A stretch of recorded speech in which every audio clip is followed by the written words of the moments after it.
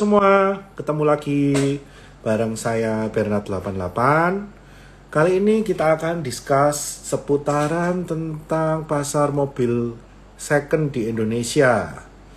Jadi, seperti yang kalian ketahui, pasar mobil second ini terkait dengan IPO yang nanti hari Senin, ASLC.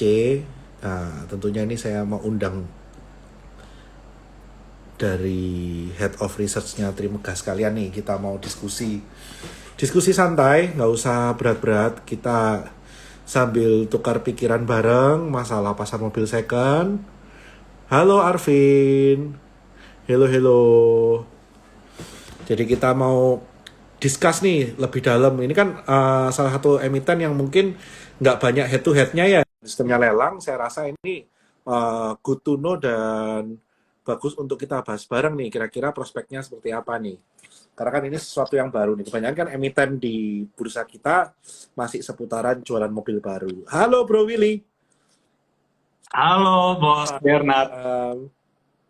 Sorry nih, Baik-baik. ganggu weekendnya malam jam 7.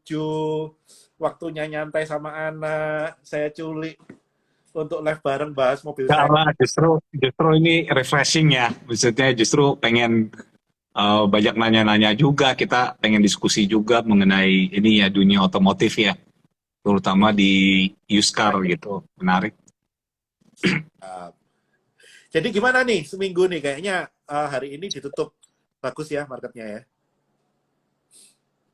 Iya, baru ya tadi awalnya flat, terakhir-terakhir marketnya baru mulai naik ya, diangkat cukup kencang ya. Iya, kan nya masih ke ini ya, 5 MSCI itu ya. Saya ngeliat memang dominan sekali sih dari awal tahun sampai sekarang. Iya, foreign flow-nya lumayan cukup kencang ya tadi ya. Iya, Kayaknya hampir satu triliun ya kalau nggak salah ya seperempatnya tadi ya. ya sendiri, gila. Iya, wow. Jadi gimana nih bro? Kan kita mau bahas tentang pasar mobil second di Indonesia nih. Kita juga lihat kan emiten untuk pasar mobil second ini kan selama ini belum ada ya. Iya, Apalagi yang lelang base. Nah, ini kan baru ada satu emiten yang mau muncul Senin IPO Autopedia dengan kode ticker ASLC. Lah, ini kira-kira garis besarnya ini kalau dari Bro Willy sendiri nih, kan saya ini istilahnya silat lapangan nih taunya masalah mobil bekas kan. Nah, kalau by data ini kira-kira bagaimana Bro Willy? Kalau dari Bro Willy sendiri. ya kalau ya mungkin Bos Bernard kan lebih ngerti dari sisi lapangannya ya. Iya, iya. Mungkin kalau saya kan ya maksudnya analis ya kita melihat data gitu. Jadi eh, mungkin di pasar modal ini selama ini kan yang selalu rame itu adalah OEM ya atau pabrikan mobil atau distribusi mobil misalnya kayak Toyota, kayak Honda gitu. KTPM. Terus ya gitu ada juga bisnis financing di mobil, ada juga bisnis spare part gitu kan, spare partnya ada yang ke OEM, ada yang ke replacement market gitu ya kan. Cuman kalau kita udah ngomongin kayak car auction atau apa, mungkin sekarang yang listed itu nggak ada ya, cuman si Belum, Asa doang gitu kan.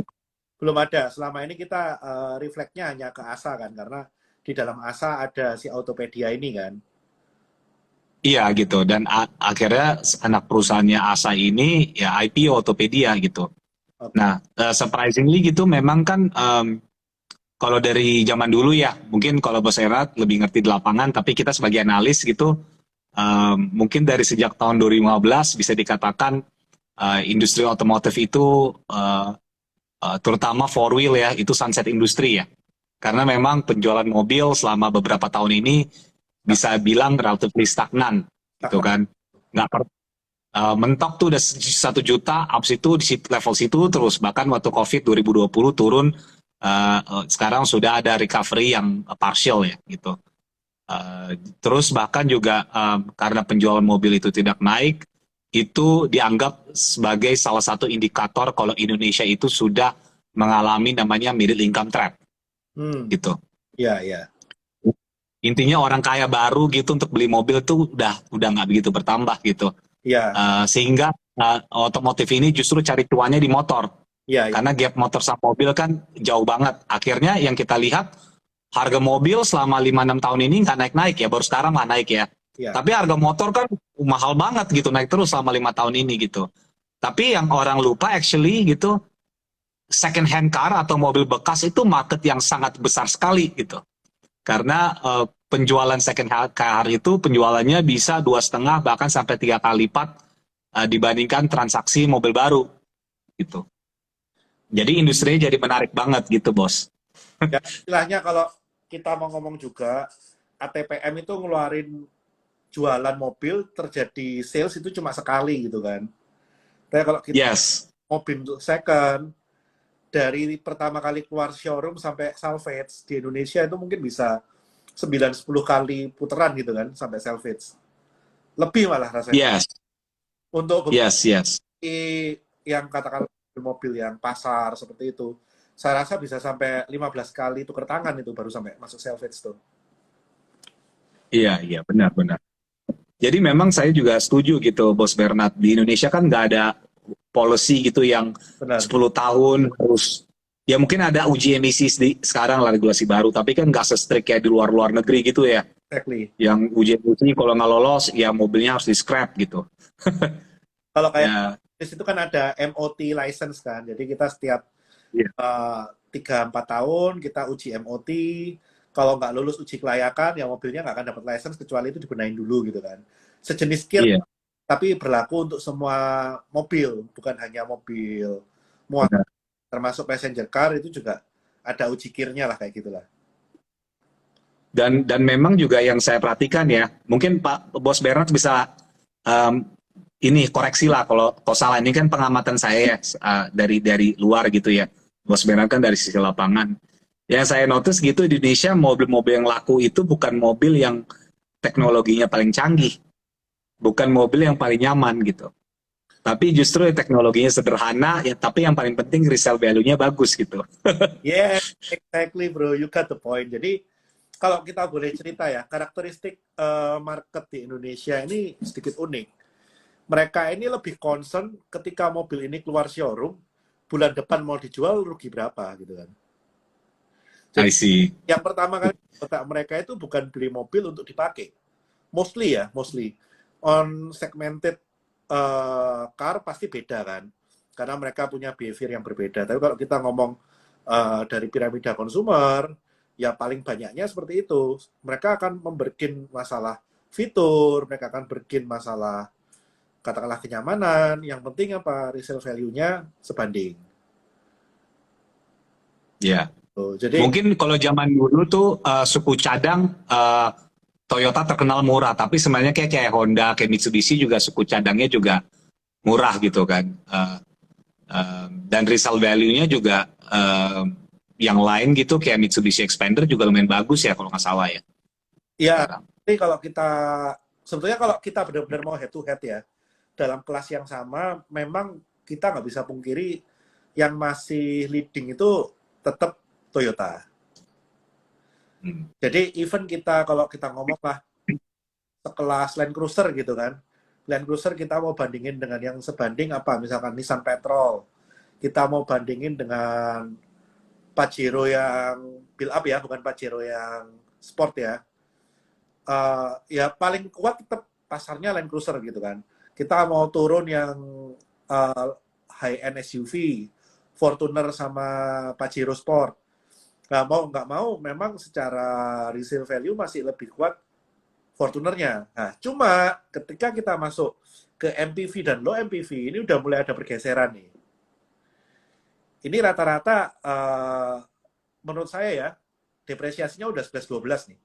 Kita mau ngomong kita mau beli Toyota Avanza, kita mau beli Mitsubishi Expander, kita mau beli Nissan-nya, itu kurang lebih semua depresiasinya masih so-so semua ya.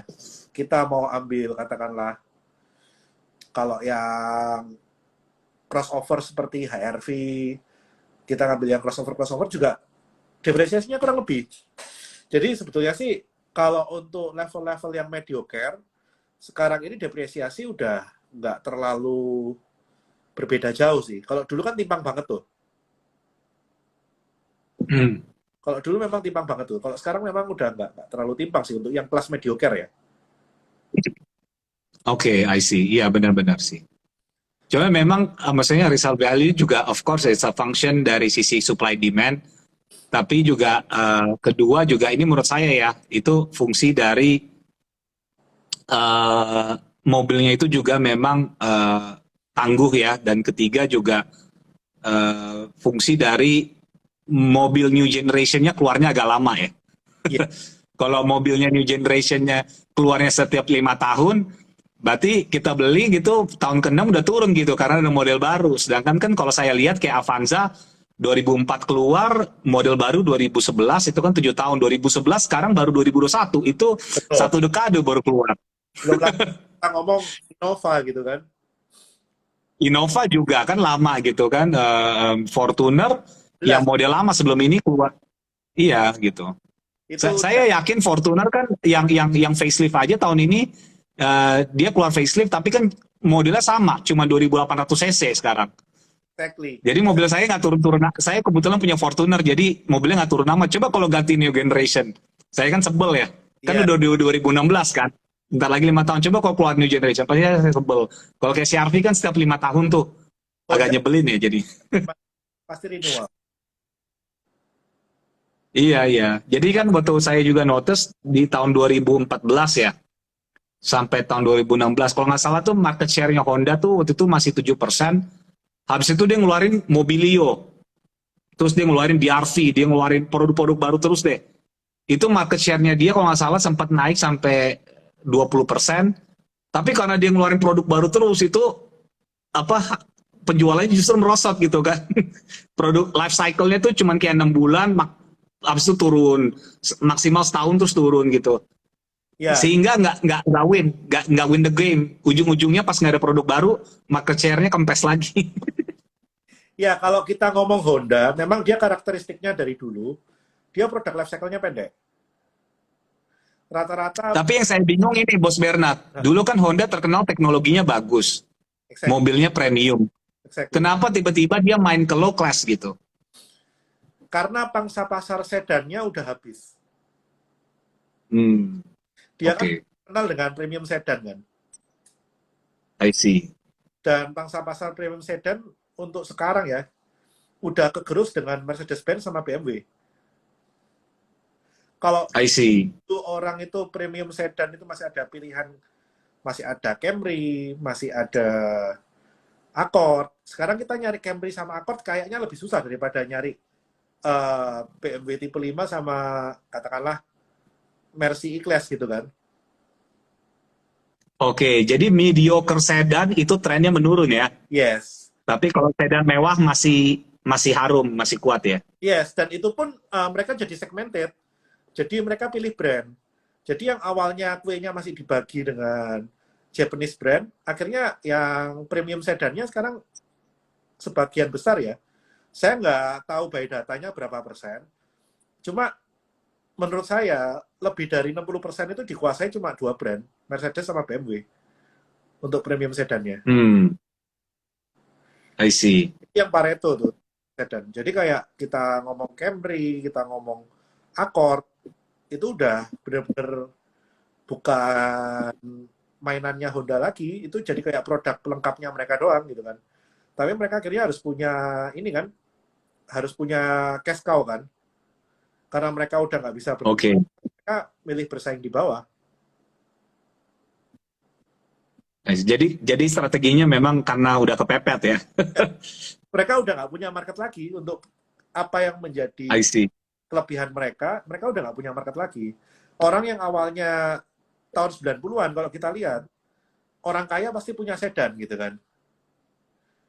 Iya, iya. Tahun 2010 ke atas, orang kaya pasti punya apa? SUV. Iya. Jadi kita lebih sering lihat Pajero Fortuner dibandingin kita lihat Accord Camry gitu kan, dengan harga yang mungkin kurang lebih Hmm, gitu kan. Jadi taste-nya udah berubah. I see. I Dan see. Menarik, menarik. Honda sendiri kalau dia mau bersaing di kelas Pajero Fortuner, dia nggak punya produk. Kalau kita ngomong CR-V, itu pun nggak head to head kan sebetulnya dengan Pajero Fortuner kan. Iya, iya, nggak itu head to head ya. Benar. Benar-benar. Jadi dia nggak benar-benar nggak punya produk yang bisa head to head di level itu. Terus kalau kita ngomong, CR-V ini benar-benar menggantikan sedan ya, iya, CR-V ya. iya, Rasa sedan tapi masih bisa di off-road dikit gitu. sebetulnya kan kalau kita ngomong, kalau orang Honda minded, cari SUV ya cuma ada satu pilihan itu doang kan. Iya, iya. Terus kalau kita cari luxury MPV, kenapa kok Toyota itu selalu leading dengan Alphard-nya? Sekarang kita lihat Alphard, dia mau luxury MPV, Honda mentok cuma Elysion. Elysion itu cuma sekelas Odyssey gitu kan. Iya, iya. Cuma sekelasnya Odyssey, kalau di Toyota itu sekelasnya Previa, Estima gitu kan. Hmm. Sebetulnya dia kan nggak punya yang luxury MPV kan. Terus kalau kita ngomong Nissan, dia masih punya Elgrand head to head dengan Alphard gitu kan. Mercedes-Benz masih punya Vito Viano gitu kan. Dan di antara Hmm. Vito Viano, Elgrand, dan Alphard ya yang paling murah memang Alphard untuk saat ini gitu kan. I see. Menarik, menarik. Dan itu Nah, signifikan. ini kalau Bos Bernard ngelihat gimana ya? Kan selama ini kan Indonesia ya yang laku ya mobil Innova, Avanza, Xenia, ya mungkin kalau mobilnya agak mewahnya dikit Fortuner, Pajero gitu kan. Terus ada Expander lah yang di low MPV ya, di Ya, mid MPV gitu. ya. Tapi kan sekarang kalau kita lihat tax bracket berubah ya. Jadi yang lebih difokuskan emisi itu satu.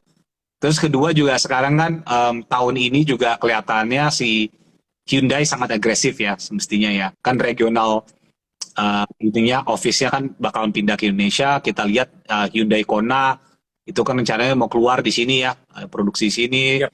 Terus kita lihat justru walaupun dia brandnya brand Korea ya, brand Asia, tapi di Indonesia justru mobil yang paling larisnya adalah mobil yang di mobil mahalnya si Hyundai Palisade. Kalau Ya. Honda dia mau kejar bawah, kalau Hyundai malah dia main di atas gitu. Kalau saya perhatiin ya, Ya. correct me if I'm wrong gitu. Ya.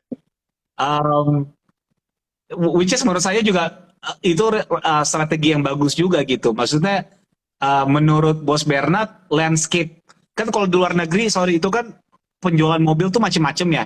Kalau Indonesia tuh bosen mobilnya Innova aja, Avanza aja, terus warnanya cuma dua, It- hitam, putih, ada silver lah dikit. Sisanya hitam, bosen banget kalau kita keluar negeri mobilnya bisa macam-macam. ya. Soalnya di Indonesia mikirnya cuma resale value kan. Ya. Nah, menurut Bos Bernard ini suatu hal yang udah oke permanen ke depannya dengan banyak inovasi, pemain baru ini bisa berubah nanti ke depannya ya. Kalau saya lihat tuh gini, mobil bensin, mobil bahan bakar konvensional ini kan sebentar lagi, ya kita boleh bilang dalam 10 tahun lah ya, akan terjadi Ya, ya.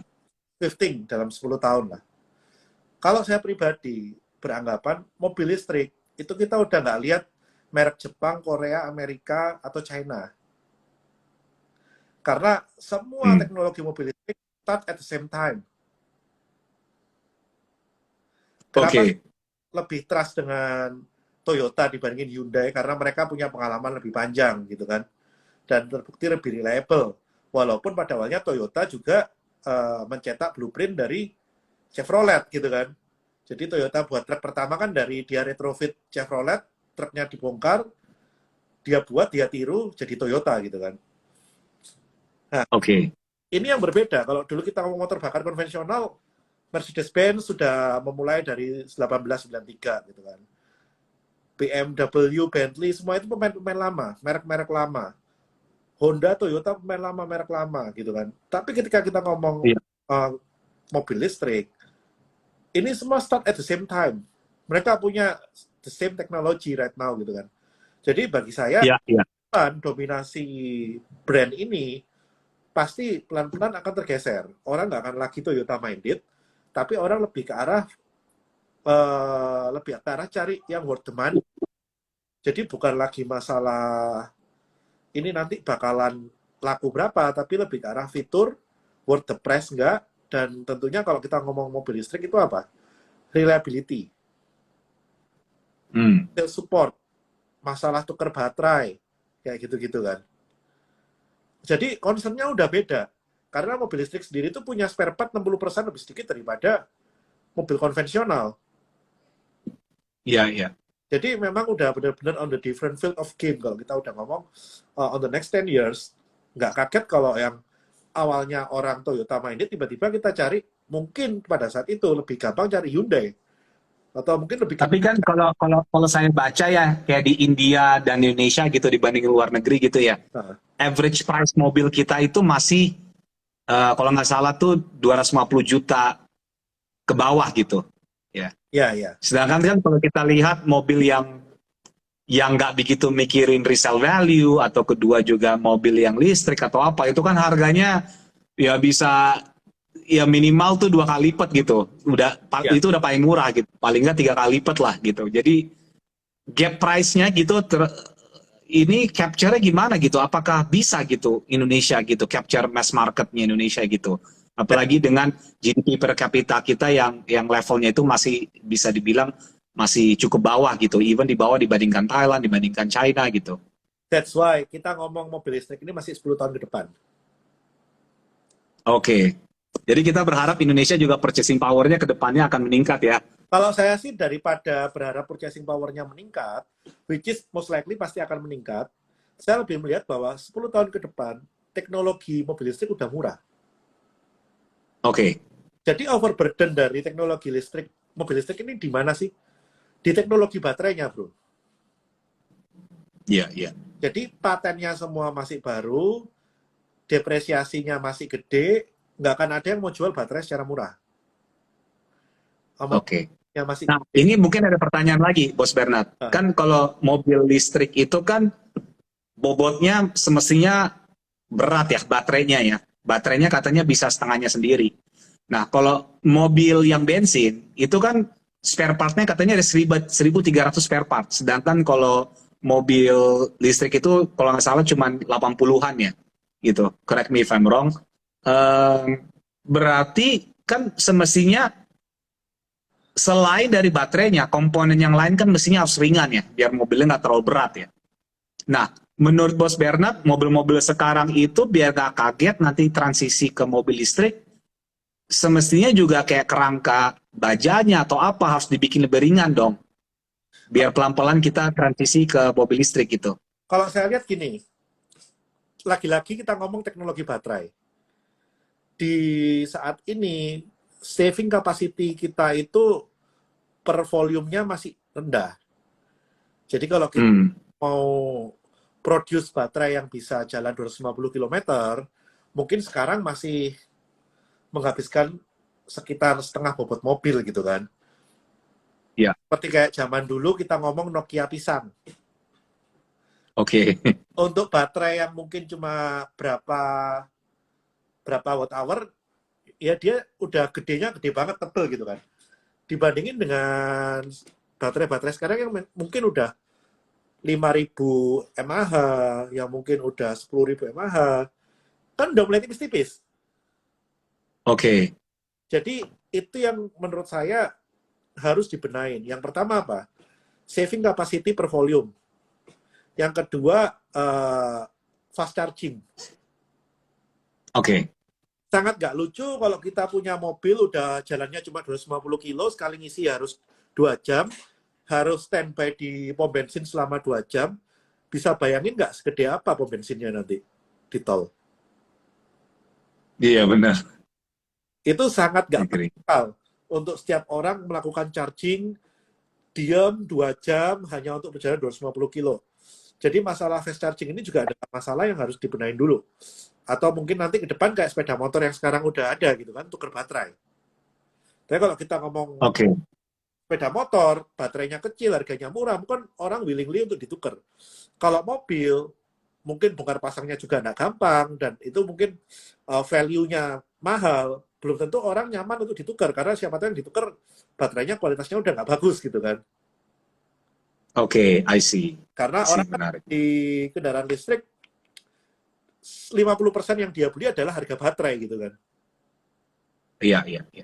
Seperti itu. Mungkin saya ada pertanyaan melanjutkan mengenai itu ya. Tadi kan Bos Bernard ngomong ya intinya kita sampai bisa adapt ke mobil listrik itu mungkin membutuhkan at least 10 tahun gitu ya. Yes, exactly. Uh, so mungkin mobil-mobil yang bensin gitu, combustion engine, pabrik-pabrikannya semestinya kayak Toyota, Hyundai apa, mungkin valuasinya di luar negeri saya assume secara price to earnings valuation atau price to book, saya assume itu pasti sudah relatively murah karena mereka sudah price in growth-nya yang sudah ke cap ya untuk mobil bensin gitu in the future ya.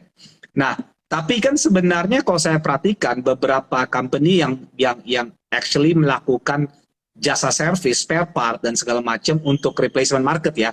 Jadi mobil-mobil yang bukan mobil baru gitu, spare part untuk mobil second, itu actually valuasinya lumayan cukup tinggi. Nah, berarti sebenarnya outlook untuk mobil bekas ini, whether di spare parts atau penjual mobil bekas atau car auction atau bahkan car marketplace itu masih bagus banget dong ke depannya, Bos Bernard. Itu growing market ya. Jadi kalau kita ngomong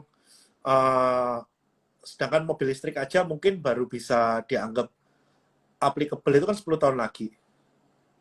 Ya dalam 10 tahun itu yang terjadi apa?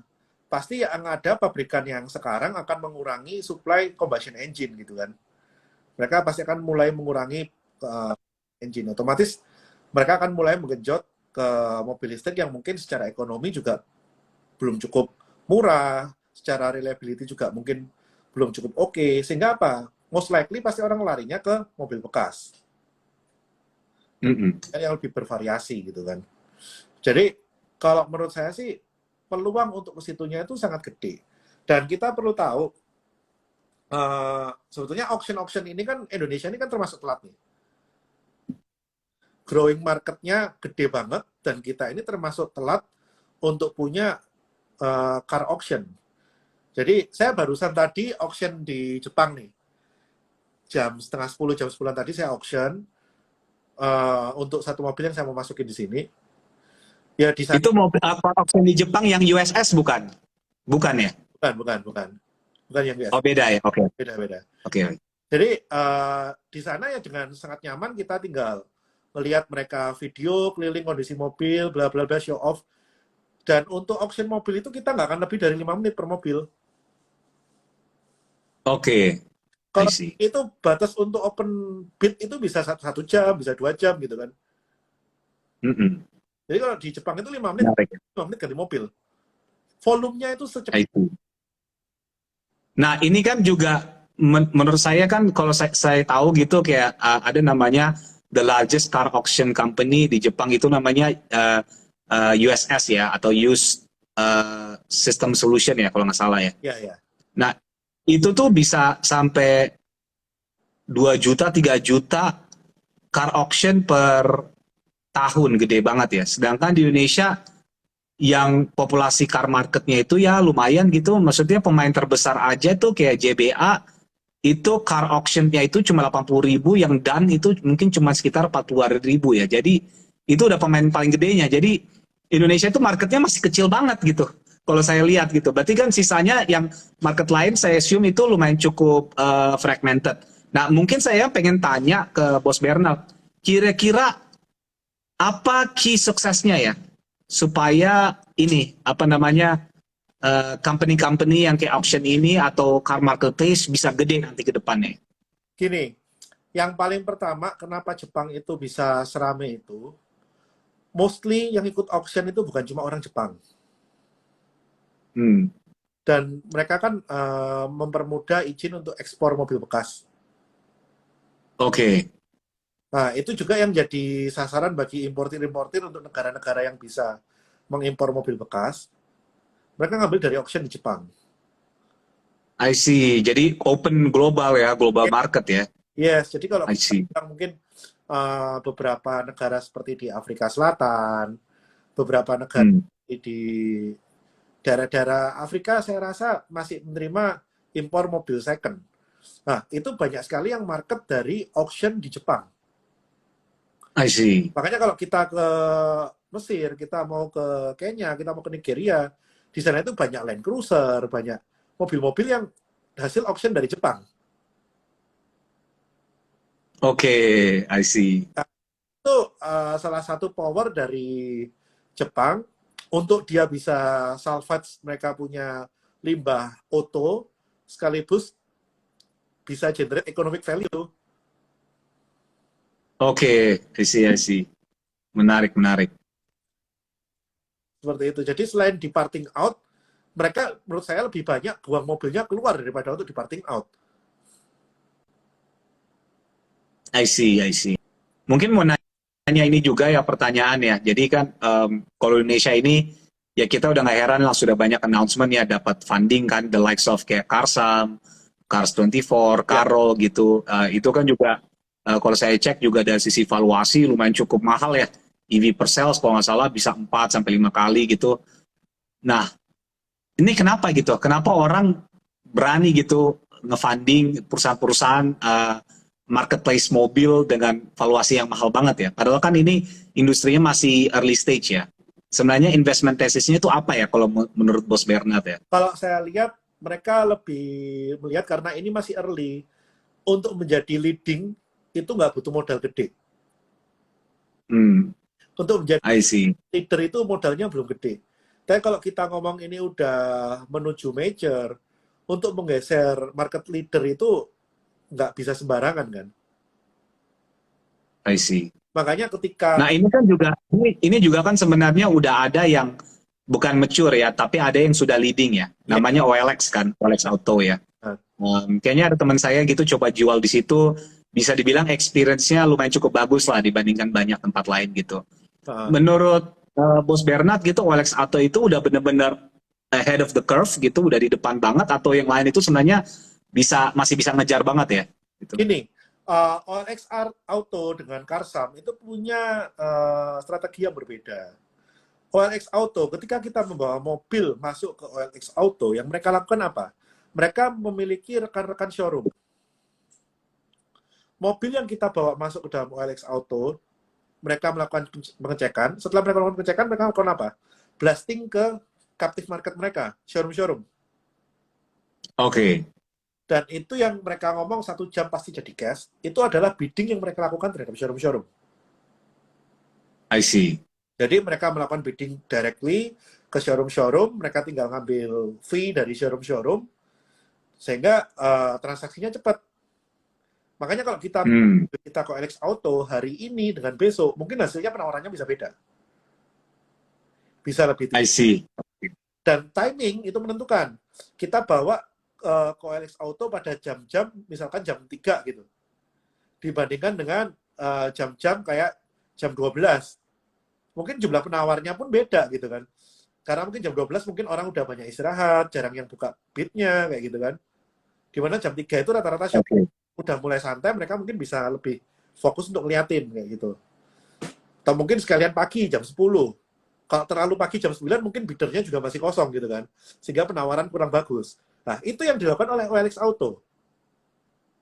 Oke, jadi dia intinya kita mau jual mobil, itu mereka udah ada rekan-rekan ya, dealer-dealer, mereka jalan kerjasama. Jadi begitu kita melakukan offer gitu, yang bidding ini yang pedagang-pedagang mobil ini ya. Exactly. Gitu. Jadi anggap aja daripada kita bawa mobil kita keliling ke Bursa Otomotif Sunter, ke Mega Glodok Kemayoran, ke Pasar Mobil Kemayoran, ya kita stay di OLX Auto, mereka yang akan ngiderin sendiri secara virtual ke showroom-showroom itu. Jadi kalau OLX Auto ini fokusnya itu ke seller, ke buyers gitu. Kalau kita mau jual, itu gimana?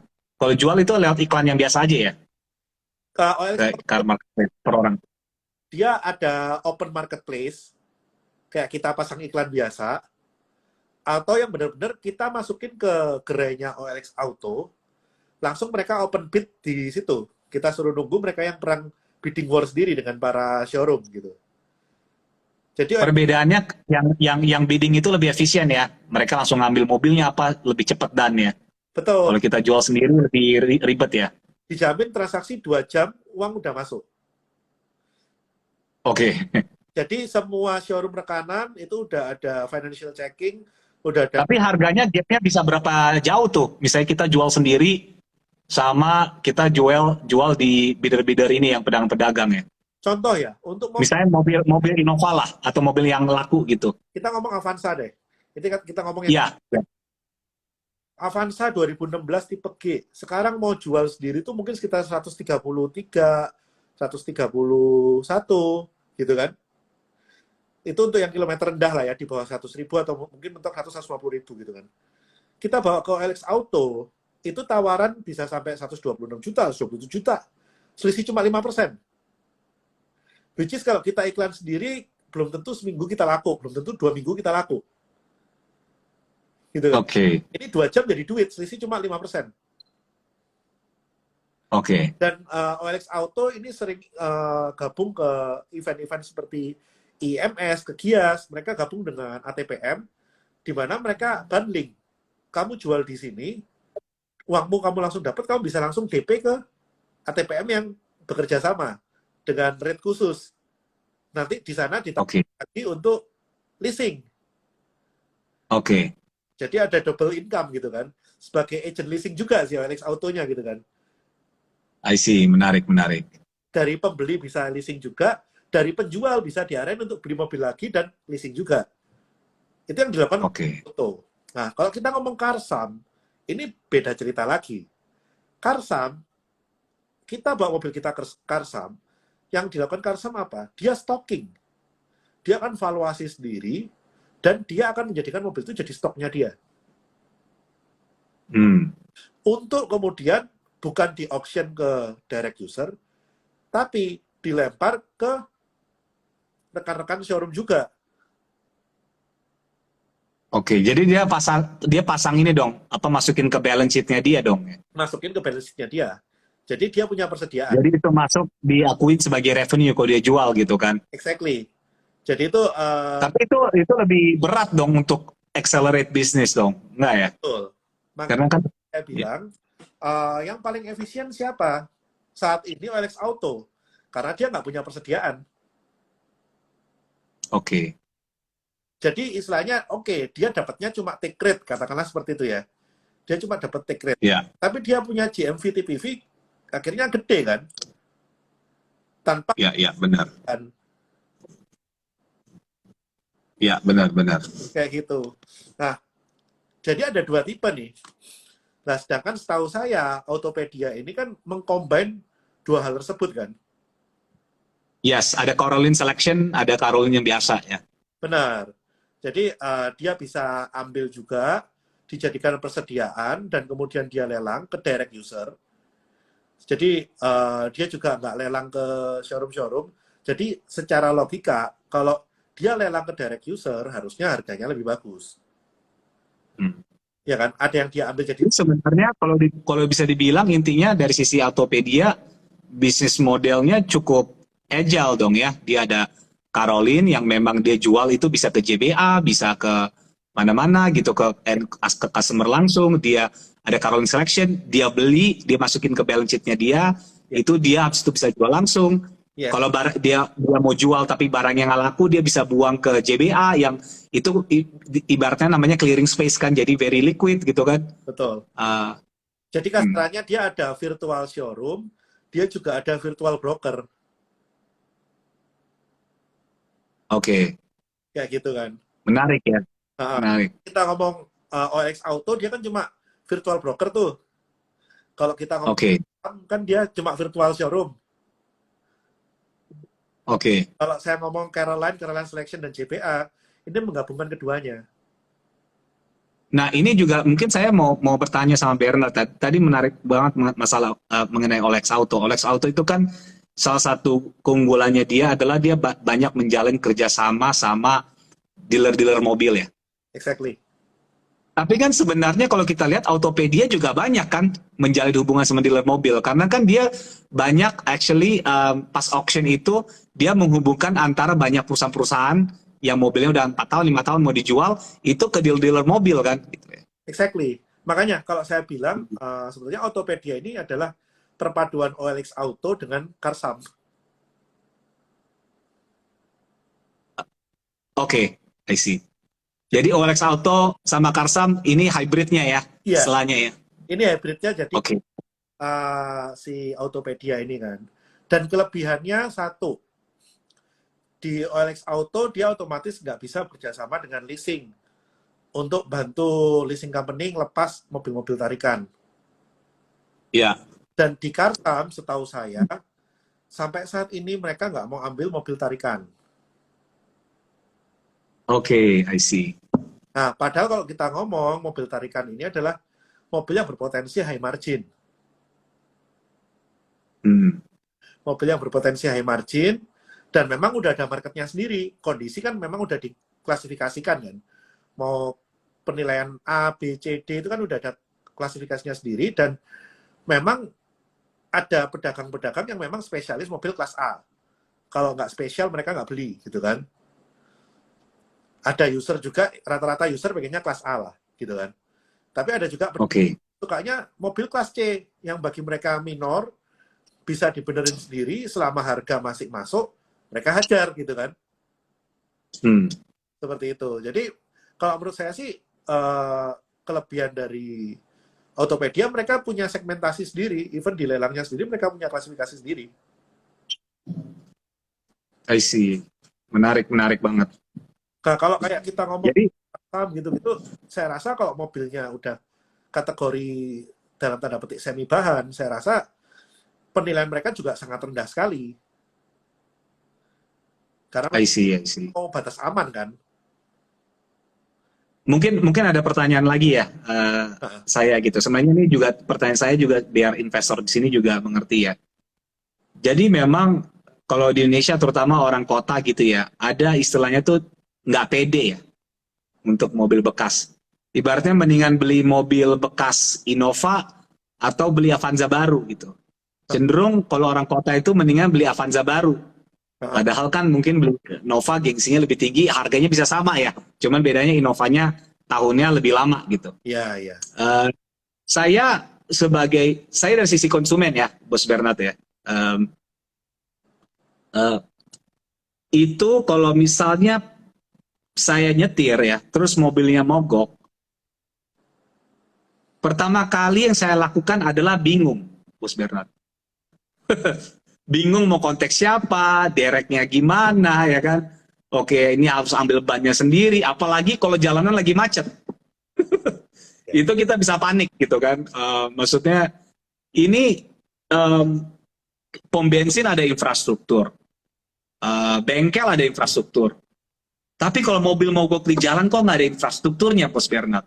Karena menurut saya pribadi, kalau kita atau perusahaan otomotif itu bisa crack permasalahan ini akan menjadi market yang besar menurut saya sih. Iya. Justru kalau menurut saya ini adalah crack code yang udah dibantu untuk dipecahkan oleh Autopedia ya.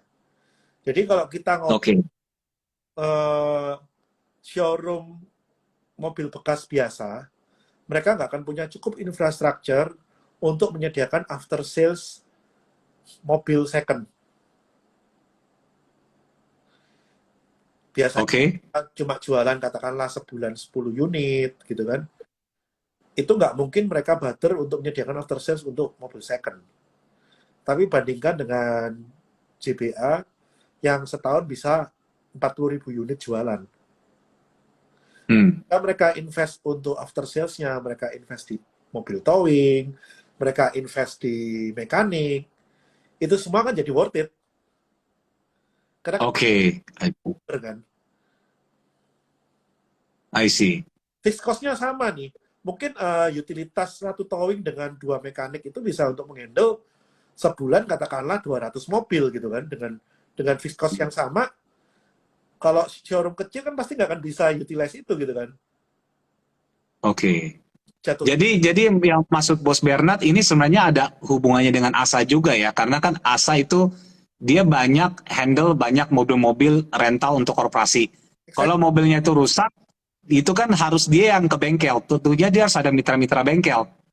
Nah, nanti kalau begitu dia ke car auction, ya dia bisa juga monetize mitra-mitra bengkelnya itu nanti ke depannya juga ya, gitu. Broker untuk bengkel.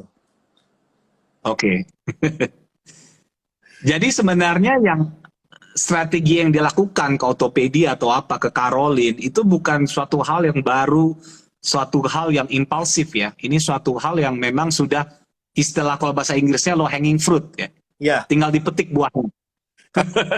udah melakukan hal yang sama untuk mereka punya mobil rental, Mm-mm. ya kan? Sebenarnya itu kan tinggal direplicate aja. Dan menurut saya di luar negeri pun optional warranty dengan cost itu udah biasa dilakukan. Jadi lo beli second hand car, lo mau optional warranty 6 bulan, 24 bulan dengan service seperti ini, free towing lah, free untuk kerusakan di jalan, dibantu untuk backup, bla bla bla. Selama itu bukan dari kerusakan, katakanlah habis pakai, mereka akan tanggung dalam masa warranty-nya. Tapi kalau kerusakan itu karena kerusakan habis pakai, yaitu tanggungan dari si user hanya dibantu untuk masalah towing dan handle kendaraan gitu kan. Nah itu kan sebenarnya I see. sesuatu yang bisa diaplikasikan juga. Dan menurut saya, kalau nggak salah kemarin dari bosnya sendiri bilang kan itu akan diaplikasikan ya. Iya, iya. Jadi ada set income dari jualan warranty juga, dan infrastrukturnya pun sudah siap gitu kan. Mm. Seperti itu. Jadi menurut saya sih, apa yang dirasakan oleh pembeli mobil bekas masalah kekhawatiran mogok di jalan apa segala, apabila itu udah bisa diatasi dengan infrastruktur yang sebenarnya sudah ada, ya harusnya nggak ada alasan sih bagi orang untuk khawatir beli mobil bekas sih. Saya terus terang, karena saya memang juga pemain, saya sampai saat ini nggak pernah sekalipun beli mobil baru. Oke. Saya jual Bagus tuh. dulu ya. Di encourage semuanya ya. Beli mobil second murah ya. Depresiasinya kita kalau udah 4 tahun 5 tahun tuh harga berapa turun ya? Berapa persen normalnya? 50 sampai 60. 50%. Oke. 50% sampai 60. Kalau udah 5 tahun. Nah, kalau kondisi mobil udah 5 tahun, untuk kita refurbish seperti biar tetap enak, itu kita butuh additional tambahan cost itu berapa ya? Kita hitung-hitungan aja gitu, biar teman-teman Gini, mikir gitu untuk beli mobil second. kalau saya pribadi, untuk mobil di atas 5 tahun, saya lebih prefer mobil premium. Oke. Mobil premium tuh maksudnya apa ya? Alphard tuh premium nggak hitungannya? Bisa dianggap premium lah. Fortuner premium juga bisa. Uh, boleh lah, masih boleh lah. Semi lah. Masih boleh. Okay. Semi. Oke. Yang mobil barunya harga 500 juta ke atas, boleh lah. Walaupun ada semi premium dan premium kan. Nah, oke. Itu most likely pemakaian lebih api. Pemakaian lebih api, kilometer lebih rendah, dan biasanya medan yang dilalui juga lebih terjaga. Oke. Nah, itu boleh untuk dipertimbangkan. Misalkan even kayak premium car, kayak misalkan kita BMW, Mercy gitu kan. Itu jangan salah loh, wangi mobil bekas di BMW, Mercy itu mau sampai 20 tahun masih nempel. Oh gitu ya, masih ini ya. Iya. Ciri khasnya mobil Eropa ya. Iya. Jadi, dan itu lebih menurut saya, untuk dapat peremajaan yang major itu dalam waktu 5 tahun lebih minim gitu.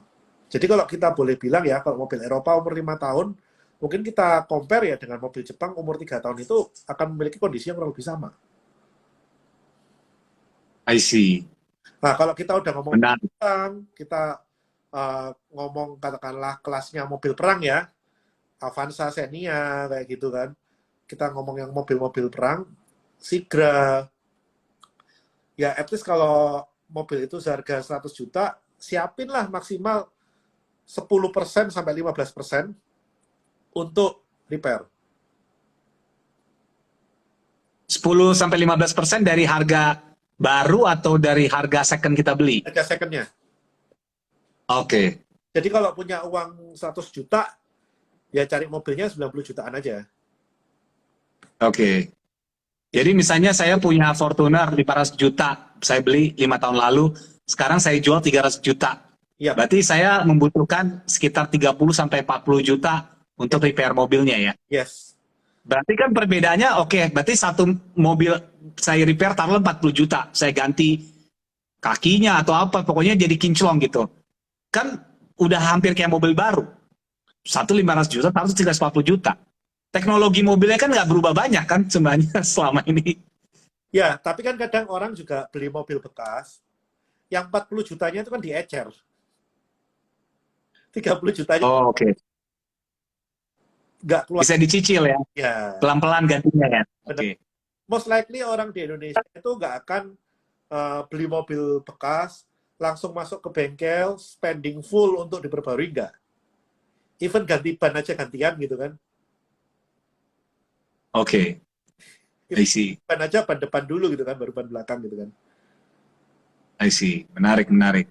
Jadi itu yang menyebabkan pangsa mobil bekas di Indonesia itu menarik. Karena di samping dengan biaya perbaikan, bahkan mereka kalau hitung-hitung mungkin sama mobil baru untuk merek tertentu itu selisihnya sedikit. Kalau kita ngomong Fortuner, no wonder lah, dia memang harganya seperti itu kan. Tapi kalau kita ngomong Mercedes, itu kan harganya udah beda kan, udah signifikan, Ya. kayak gitu. Nah, di Indonesia ini kan orang lebih, man hour masih murah. Prinsipnya itu, man hour untuk perbaikan masih murah. Sehingga mobil bekas masih terjaga. Prinsipnya di situ. Dan spare part ada pilihan juga ya. Betul, Mau spare part betul. level apa ya? Kalau kita ngomong di negara seperti Amerika, Jepang, man hour mahal, ya kan? Kalau mobilnya nggak murah, mereka nggak beli bekas. Oke, Dengan perhitungan Fortuner baru 500 juta, Fortuner bekas 5 tahun 300 juta, orang Jepang nggak akan beli. I see. Kayak gitu. Menarik, menarik. Nah, justru itu yang membuat menarik untuk pasar mobil bekas di Indonesia. Gimana caranya mobil baru 500 juta, mobil bekasnya 300 juta bisa tetap laris. I see. Padahal pasar mobil bekas di sini kan dapatnya dari refinancing juga, dapat dari margin juga dapat gitu kan. Kita punya TPV pasti gede. Menarik, menarik banget nih penjelasannya Bos Bernard ya. Benar. Sangat membuka ya pikiran ya. Amin.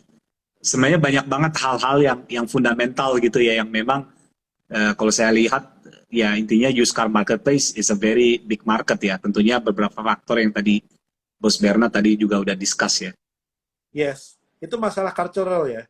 Jadi itu mungkin yang membuat beberapa investor juga, selain di sini periuknya juga masih banyak gitu kan, masih bisa diperebutkan, dan mereka juga melihat habit kita seperti itu, dan mereka juga melihat peluang bahwa di sini resale value itu juga masih bagus dikarenakan man hour yang murah, sehingga orang do not bother untuk beli mobil bekas dan benerin, karena biayanya juga nggak gede-gede amat gitu kan. 10% udah cukup. Yeah. Mungkin kalau di negara lain 10% itu nggak akan cukup untuk benerin mobil. Tapi kan ini yang saya notice juga gini Bos Bernard, kalau di luar kota orang mau beli mobil second, karena mungkin orang di luar kota tuh nggak sesibuk orang kota ya. Tapi kalau orang kota, orang kantoran, kerja pagi, malam, mereka tuh nggak bisa bother gitu. Kalau mobilnya rusak apa harus ke bengkel bolak-balik gitu, karena mungkin kegiatannya juga udah lebih sibuk gitu. Jadi sebenarnya butuh juga kan servis-servis yang bengkel yang bukan authorized ya, yang sekali datang tuh orang bisa percaya sama bengkelnya gitu. Yes, dan itu kan yang jadi salah satu power apa? Yang bawa bengkelnya harus body yang authorized juga kan. Kayak gitu. Dengan asumsi apa? Autopedia ini punya brand yang bisa dieskalasi ke segmen yang orang nggak pikir. Kasarannya ya, dia bisa maklaran bengkel. Dia bisa maklaran leasing. Dia bisa maklaran lahannya dia untuk tempat poolingnya mobil tarikan. Dia sebetulnya kesempatan untuk maklarannya itu banyak banget gitu kan. I see. Jadi menurut saya sih di kota kalau kita ngomong, oh oke, bukan nggak mungkin suatu saat dengan stok mobilnya yang begitu melimpah, si Autopedia akan kepikiran mobil pengganti seperti beberapa asuransi gitu kan. Oh, mobil lu lagi di servis. Oke, kita kasih mobil pengganti untuk selama masa servis gitu kan. Oh, mobil lu breakdown major, lu butuh ini. Oke, kita kasih mobil pengganti dari stok sekian gitu kan. itu kan bukan nggak mungkin juga, karena mereka punya power, punya lahan gede, punya persediaan gede, dan mereka punya umur persediaan kok nggak salah 45 hari kan. I see. Itu kan Menarik, menarik ya. bisa dimanfaatkan juga, daripada mobilnya nongkrong, bisa dimanfaatkan juga sebagai sarana after sales gitu kan. Menarik, menarik, menarik. Seperti itu. Jadi kalau saya sih, opportunity-nya sih gede sih, untuk ngelebarin kemana-mana menurut saya gede. Dan ini nggak bisa dilakukan oleh pemain kecil. Jadi barrier to entry-nya gede.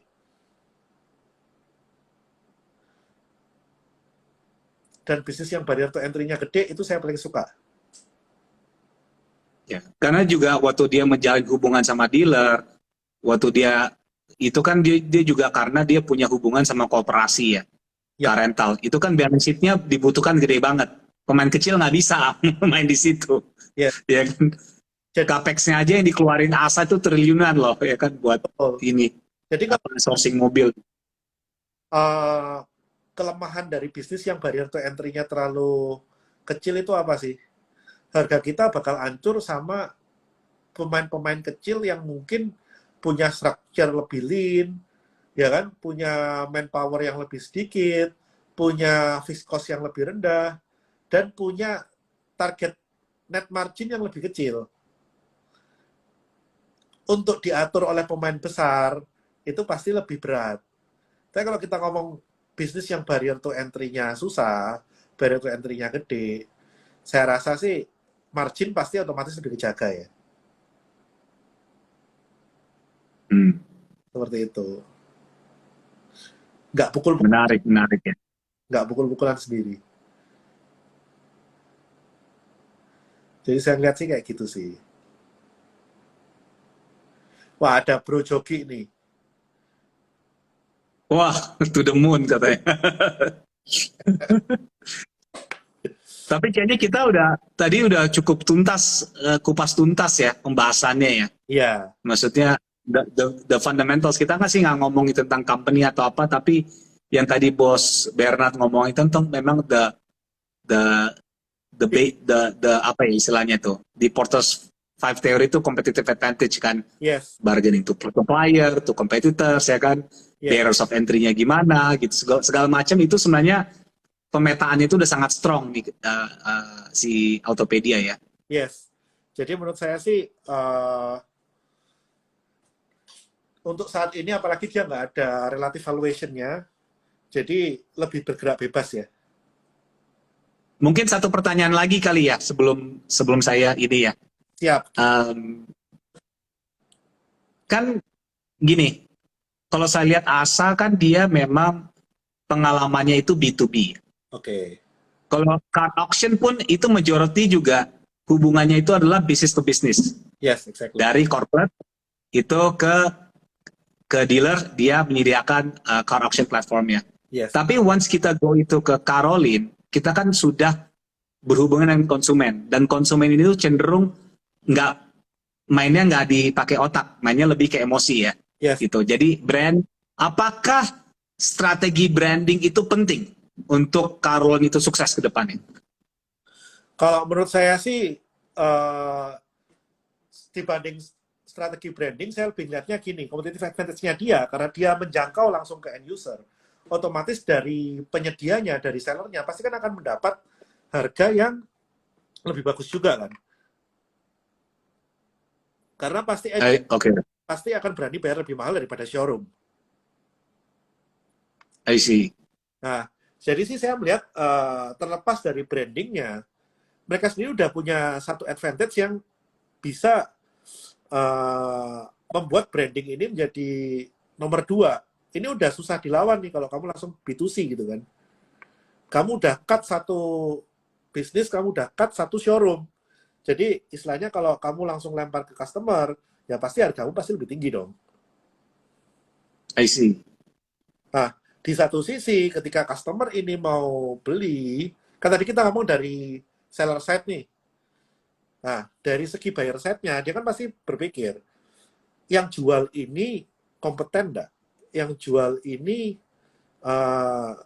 punya standar yang bagus nggak dalam menyajikan mobil-mobilnya. Yang jual ini punya kualitas nggak dalam after sales-nya.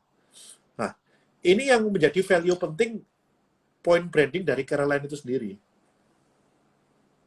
I see. Seperti itu.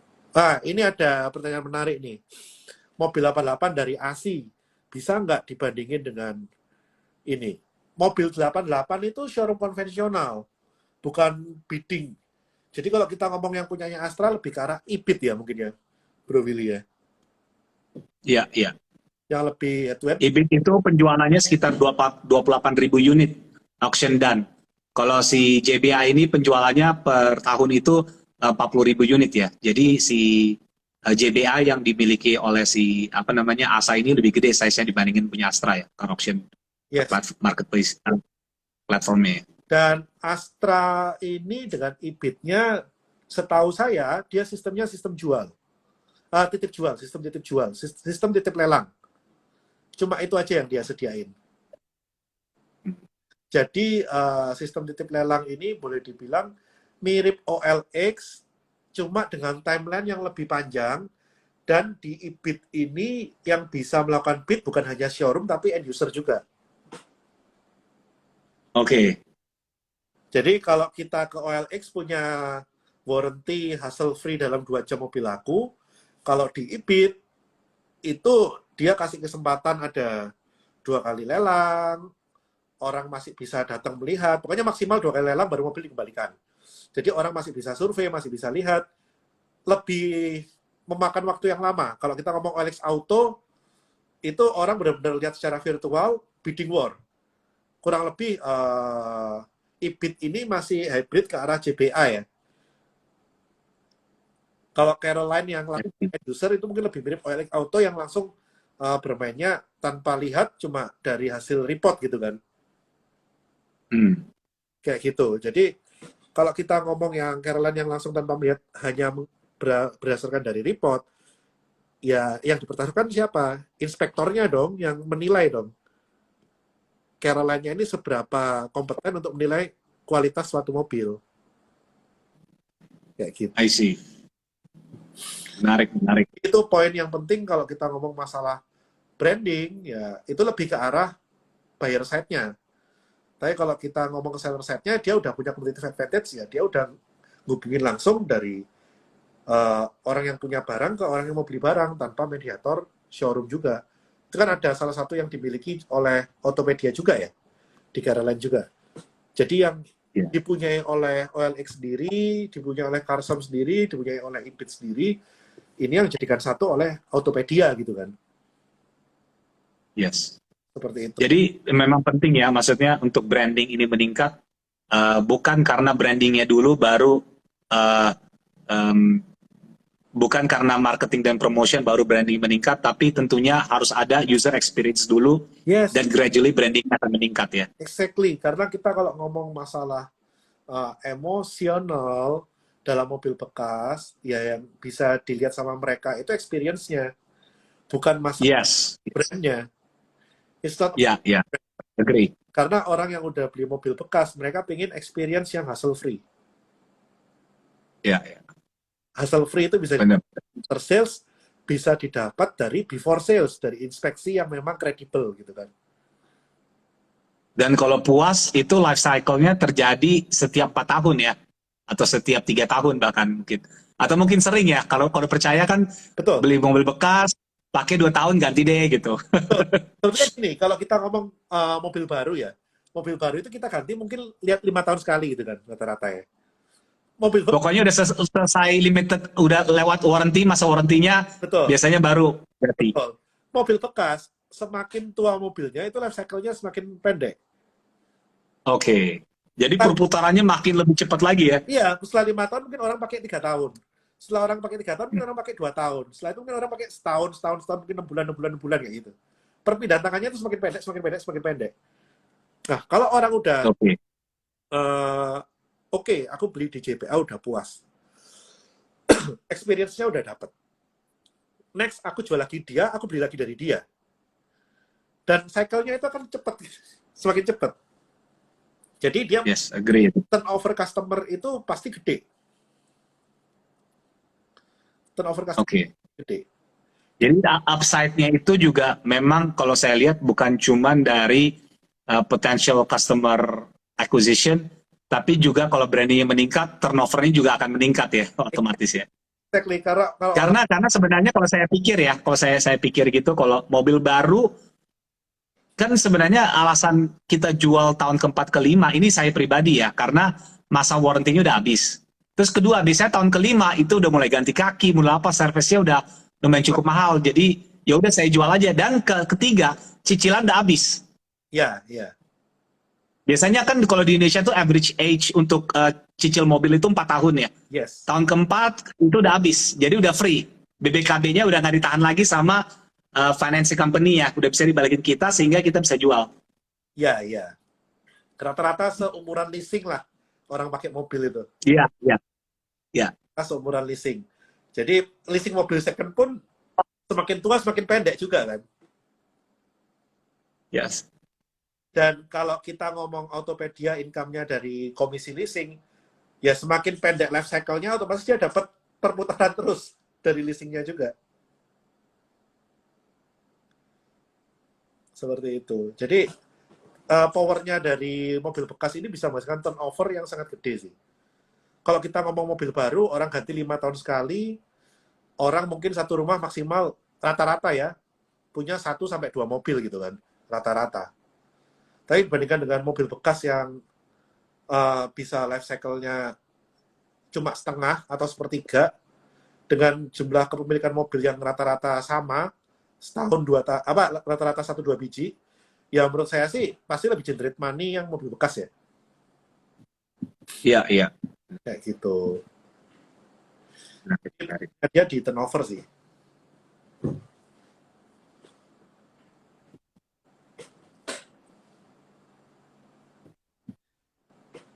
Ya.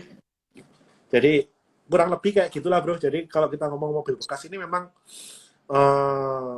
di kita potensinya gede. Belum terlalu banyak pemain. Kalau kita ngomong pemainnya ya juga baru itu aja. Terlalu besar untuk diperebutkan pemain yang kurang dari 10 biji gitu kan. Kalau kita data beneran kurang dari 10 biji loh. Pemain gedenya. Siapa aja sih bang pemain gedenya? Alex Auto, Karsam, Ibit, Autopedia, Karo.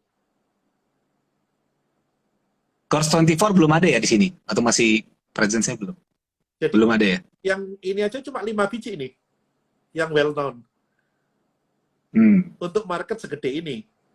Untuk market yang setiap tahunnya jual mobil baru 1 juta unit gitu kan. Iya, iya. Di mana 5 pemain ini aja baru meng-capture mungkin nggak sampai 20% dari total 1 juta unit per tahun itu kan. Yes. Jadi kalau kita ngomong potential growth ya gede. Iya, maksudnya pemain besar aja itu yang car auction dan aja itu cuma 40.000 gitu. Sedangkan transaksi mobil second itu bisa sampai 2,5 sampai 3 juta gitu per tahun. Yes. Itu aja numbersnya coba bandingin gitu kan. Jauh banget gitu angkanya ya. Bahkan untuk riset. Jadi nggak usah terlalu pinter ngitungnya. Ngitungnya nggak usah terlalu cermat karena gede banget opportunity-nya. Benar-benar. Jadi periuk yang dimakan masih kecil banget gitu kan. Kuenya masih kecil banget yang dimakan. Jadi nggak perlu khawatir rebutan kue. Ya dan ini juga ya. Kalau dulu kan story ini dulu ada ya. Maksudnya penetration ini kan kayak penetration rate istilahnya ya. Tapi kalau dulu kan orang selalu zamannya otomotif boom tahun 2012. Orang selalu bilang gitu kalau penjualan mobil baru itu penetration rate di Indonesia itu masih 3-4%. Sedangkan di Malaysia udah 12%, di China udah berapa? Di Malaysia soal 30%, di China udah 12%. Intinya udah gede banget gitu. Jadi kalau GDP per kapita kita bisa reach to a certain point, itu nanti penjualan mobil baru akan accelerate. Kalau di mobil bekas, tesisnya nggak perlu kayak gitu kan? Yes. Kalau kita bisa beli mobil yang paling tua pun di auction gitu. Yeah. Mobil yang 60 juta, 70 juta pun ada. Kalau mobil baru, itu kan levelnya harus 150 juta ke atas gitu. Kita kan ada income kan kalau mobil baru. Iya. Uh-uh. Kalau mobil bekas start dari 50-60 juta pun banyak gitu kan. Yes, yes. Mobil baru sekarang paling murah 150 juta. Iya kan? Iya. 10-50. LCGC sekarang udah ada pajak PPNBM-nya loh, Benar, 3%. Dulu kan 0% tuh. Ya, betul. sekarang udah ada dia. Betul. Ini aja udah nggak low cost lagi gitu kan. Iya, iya. Jadi low cost green-nya belum tentu, sekarang udah nggak low cost lagi gitu kan. Iya, benar, benar. Jadi memang kalau kita ngomong lama-lama pasti yang paling terganggu itu menurut saya orang itu paling galau antara beli LCGC atau mobil second yang berkualitas dengan harga yang lebih murah. Oh iya. Itu yang paling susah dibergen sama orang. Kalau orang mungkin baru punya mobil pertama kali, mungkin lebih memilih LCGC yang baru. Tapi mungkin kalau orang yang udah punya mobil kedua kali, ketiga kali, mungkin mereka akan bergen, aku mendingan second, harga lebih murah, lebih high quality daripada aku beli LCGC. Tapi sebenarnya begini ya, ini anecdotal evidence ya. Nah, Ini jadi please don't quote me as if ini yang benar gitu. Jadi waktu itu kan saya sempat melakukan ya anecdotal survey lah, tanya supir taksi ya, ya, supir Grab gitu. Katanya kalau Avanza ganti kakinya itu 5 tahun bisa, tapi kalau belinya Kalia atau Sigra ganti kakinya 3 tahun. Berarti kalau begitu dibandingin beli Kali Sigra baru, mendingan kita beli Avanza yang umurnya 2 sampai 3 tahun, iya nggak bro? dengan kualitas Hah? lebih bagus, lifetime-nya juga kurang lebih gitu kan. Lifetime-nya mirip, gengsinya beda ya kan? Betul, betul, betul. Iya. Seperti itu. Jadi memang menurut saya sih mobil-mobil yang kelas LCGC ini yang rawan tergerus oleh mobil bekasnya. Karena itu udah beda segmen lagi, udah beda behavior lagi. Udah bukan perbandingannya bukan Innova Second atau Avanza baru. Itu behaviornya Innova Second, Avanza baru sudah beda dengan behavior Sigra baru atau Avanza bekas. I see. Benar-benar. Seperti itu. Tapi kayak apa education kayak gini menarik banget ya Bos Bernard yang tadi beriin gitu. Karena jujur aja banyak orang nggak ngerti gitu. Ya, Gitu. Even saya sendiri yang ya mungkin saya bukan fanatik otomotif lah. Tapi even saya aja yang ngerti sedikit aja gitu masih banyak hal-hal yang baru tadi yang actually gue juga belajar dari Bos Bernard apalagi orang awam. kita Jadi belajar lah. Sama-sama. Jadi kan kalau ibaratnya kan kalau di saham itu atau di dunia finance namanya financial inclusion ya. Yes. Jadi tingkat pendidikan kita di dunia finance itu masih lumayan rendah Indonesia. Nah ini kalau di dunia otomotif Indonesia masih lebih rendah lagi. Ya karena di sini rata karena gini kalau saya perhatiin kalau kayak di luar negeri waktu saya dulu pernah tinggal di Australia gitu kan. okay. Biasanya orang tuh tahu ganti aki Exactly. atau ganti ban bocor gitu. Nah ini kalau di Indonesia orang-orang yang tinggal di kota itu bener-bener knowledge mobilnya itu makin lama tuh makin zero ya. Percaya nggak? Itu 10 orang random carilah yang naiknya Avanza ke atas deh. Yang naik Iya, iya. ke atas, tanyain cara nurunin ban serep. Mungkin nggak tahu. Tanya lokasi akinya di mana. Oke. Kalau di negara-negara maju itu wajib tahu loh. Betul, betul, betul. Itu basic survival skill. Iya. Itu basic survival skill. Kenapa di sana man hour mahal? Iya, iya. Benar-benar. Jadi DIY-nya di sana jalan kan, do it yourself-nya di sana jalan. Jalan. Nah, di sini Orang harus jadi tukang sendiri ya. murah daripada DIY, mendingan langsung call, aki soa langsung call aja. Itu kan yang merah-merah itu langsung datang bawa motor, bawa aki gitu kan. I see. Menarik. Tapi jangan carinya yang ini, jangan carinya yang biasanya yang experience itu malah yang mobil-mobil yang mungkin levelnya 150 juta ke bawah. Itu orang-orangnya menguasai survival skill. I see. Tapi yang mungkin di level 150 juta sampai 400 juta, orang-orang yang megang mobil di sini, apalagi kita ngomong ini mobil pertama, ini survival skill-nya sangat rendah. diterusin. Oke, oke. Tanya lokasi ban serep di mana, cara nurunin gimana, itu aja belum tentu tahu. Oke. Menarik, menarik. Jadi itu jadi satu opportunity di mana orang banyak kesusahan, kalau ada satu perusahaan yang bisa membantu jadi problem solver, kan jadi duit. Iya, iya. Kayak gitu.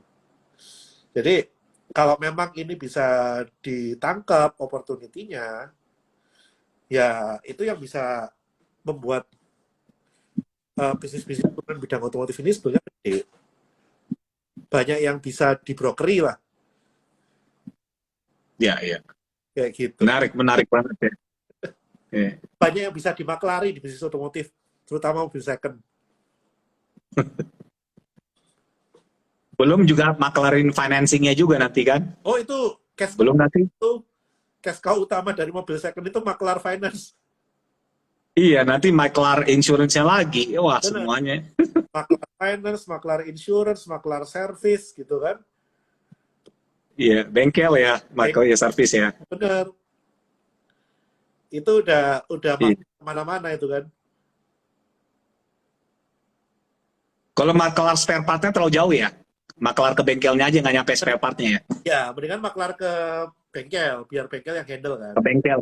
Ke Benar, downstream-nya aja langsung ya. Iya. benar. Dia do not bother untuk picky spare part-nya kan. Biar orang bengkelnya aja yang picky spare part. Yes, yes, yes. Yang penting kan TPV-nya tetap sama.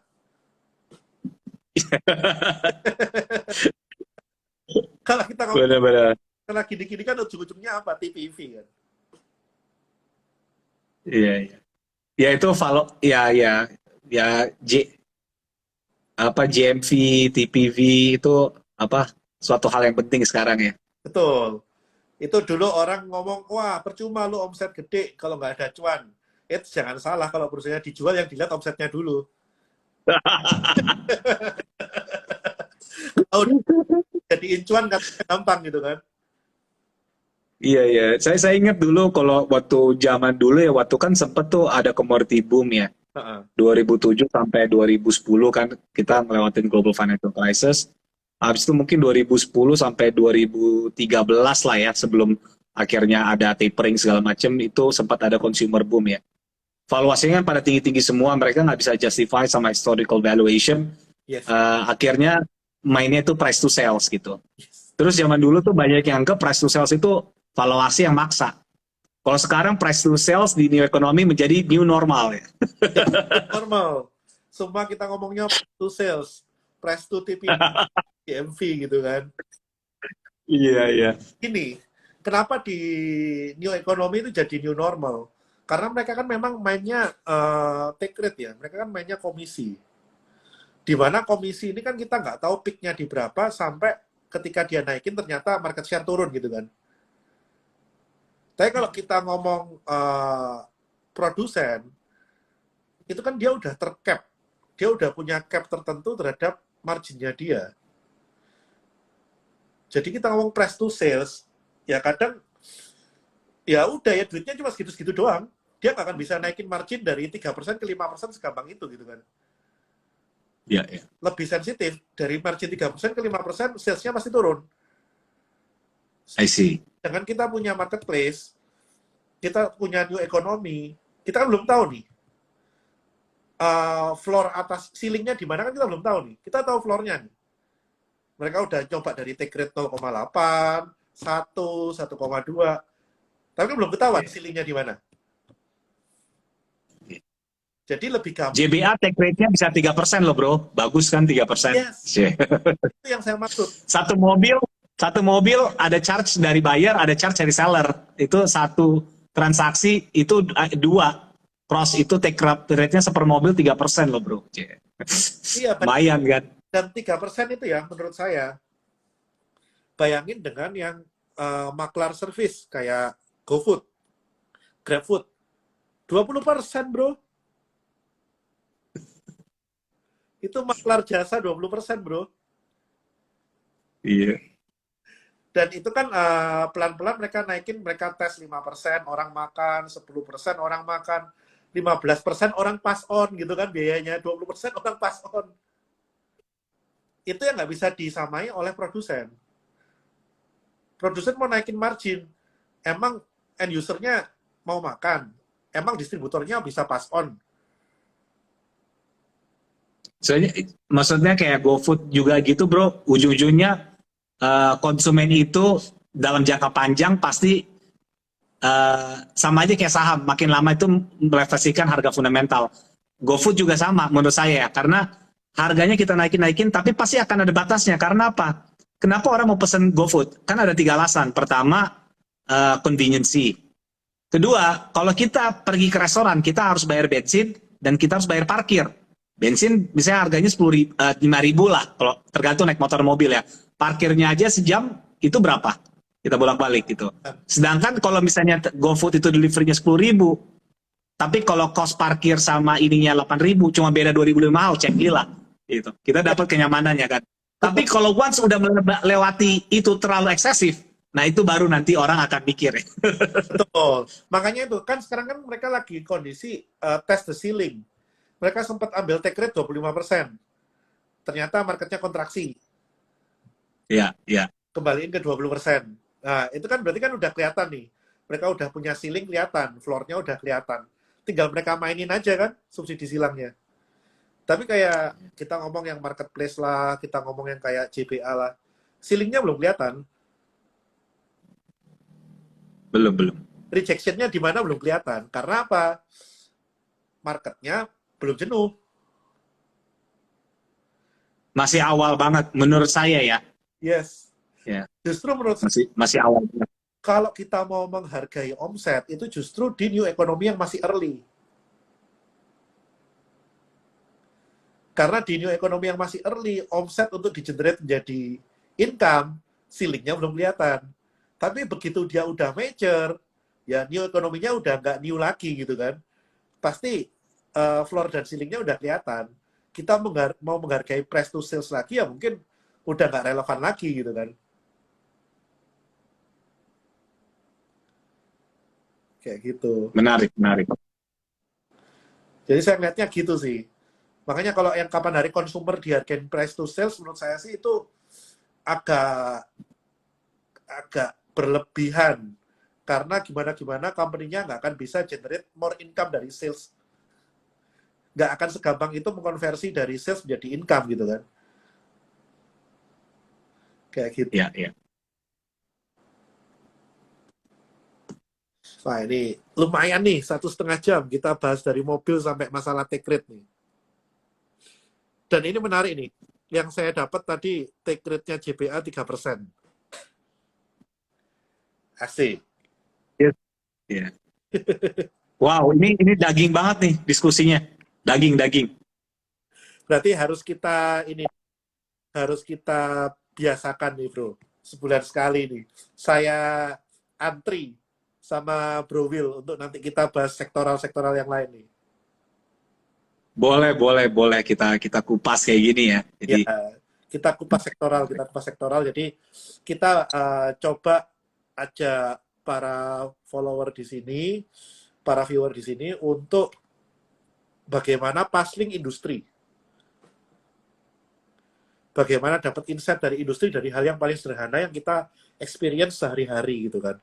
Jadi mereka bisa tahu, mungkin kalau kita ngomong emiten A, B, C, D terlihat terlalu jauh, ternyata dasar untuk melihat dia mahal atau enggaknya, ternyata dari experience kita kadang kelihatan gitu kan, kita bisa passing gitu kan.